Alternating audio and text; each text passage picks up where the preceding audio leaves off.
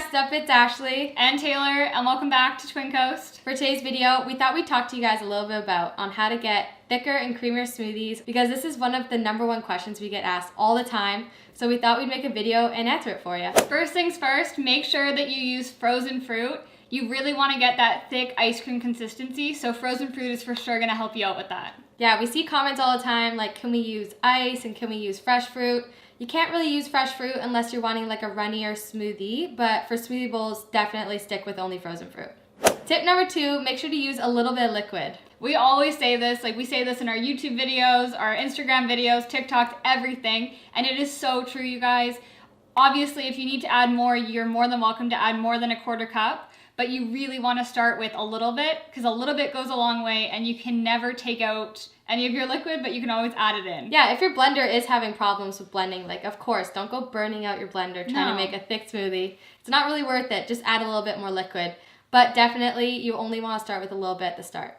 Moving on to tip number 3, you want to make sure that you have some kind of creamy fruit in there, and that's for sure going to help you out. Yeah, because a lot of people use like, mangoes, peaches, bananas, and we use that a lot too, but it's there for a reason. Those are like really creamy fruits, and they're going to help make the smoothie like really creamy. And actually, I think it blends really good when it's got like bananas or mangoes in it. It just makes it way easier for blending. I don't know why, it just is. As you can see here, we used like a bunch of fruit that was like mangoes and strawberries, and it really got this really nice swirl for us, and it works every single time with those fruits. I don't know why. So if you're having trouble with getting, a creamy smoothie, try this recipe and let us know what you think. Tip number 4 is to not use any ice. You're gonna make yourself have like a slushy type of smoothie or smoothie bowl, because ice really defrosts really quickly, so it's also gonna make your smoothie way more watery. If you're not really worried about getting a thick smoothie bowl, don't worry, you can totally still use it. We still use it in some of our smoothies. Yeah. But it definitely makes it way more icy, and yeah, just depending what you're looking for. But for creamy smoothies, thick smoothies, stay away from the ice. Our next tip is to use a tamper, and if you don't have a tamper or don't know what a tamper is, this is a tamper. So if you don't have a tamper, you don't have to worry. It's just gonna take you a little bit more time to blend your smoothie, just because you have to turn off your blender, unplug it, and then grab a spatula or a wooden spoon, whatever you got, and just scrape all the sides. It's really important to grab all those air bubbles that are stuck near the blade and get them out of there, because that's why your smoothie won't be able to blend.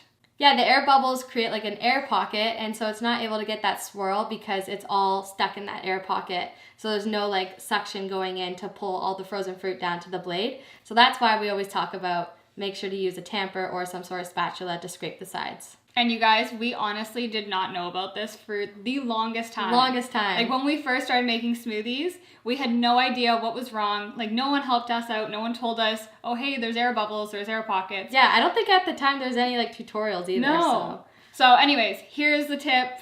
It's a really good one, so try it out and see if maybe it helps you. Our next tip is go ahead and add some, creamier things to it. Like grab yourself some coconut yogurt, and also go ahead and add some protein powder to your smoothies. It's a really great source of protein, of course, because you can add it in and it'll make you more full for a longer time. You can have like a full meal with a smoothie if you add some like healthy fats. You got your carbs from the fruit, and you got your protein. So that's a pretty good meal if you're looking for something quick and easy on the go. And tip number 7 is to add your liquid in your blender before you add your fruit. We kind of miss this step sometimes. We do. We don't always do it, especially when we're filming. We just kind of add everything in whatever way we want. But if you add your liquid in before your fruit, it's actually gonna help your blender a ton. Like it's gonna help everything blend better, and if you don't have a high-powered blender, it's for sure gonna be a game changer, and you're gonna be able to make those thicker smoothies. Moving on to tip number 8, it's all about making sure that you blend your smoothie right when you take your frozen fruit out. Whether you're leaving your fruit in a bowl on the counter and you're getting everything else ready, or you already have your fruit in your blender, it can either defrost too fast, or it can defrost and like glue together in your blender. We've had this happen way too many times during filming days and all that kind of stuff. And we literally get stuck with this big, huge like ice cube of frozen fruit, and it's so hard to blend it. Also, the frozen fruit in your blender is going to start to defrost just because your blender gets hot when it's working. Even our Vitamix, it's like top of the line type of blender, but it still gets really hot and it's going to melt the fruit as you go. So that's why we always say just get started with making your smoothie like right away when you take the frozen fruit out, because it's going to defrost anyways. And that's also why we say to to make sure not to use too much liquid because the frozen fruit will defrost and it's going to become looser as it goes. Tip number 9 is something that we have to talk about, of course, which is blenders. And this is like one of the number one messages, questions that we get all the time is what blender are you using? And you know, you guys are only able to make these types of videos because you have this type of blender. But we actually have made a lot of videos on our channel using other types of blenders that, you know, aren't as high powered.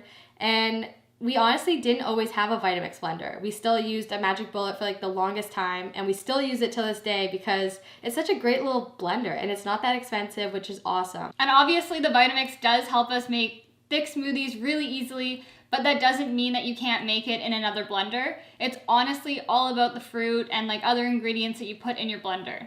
I mean, if you're adding water and ice to the smoothie, those aren't gonna make thicker and creamier smoothies for you guys just because, you know, it's not a creamy texture.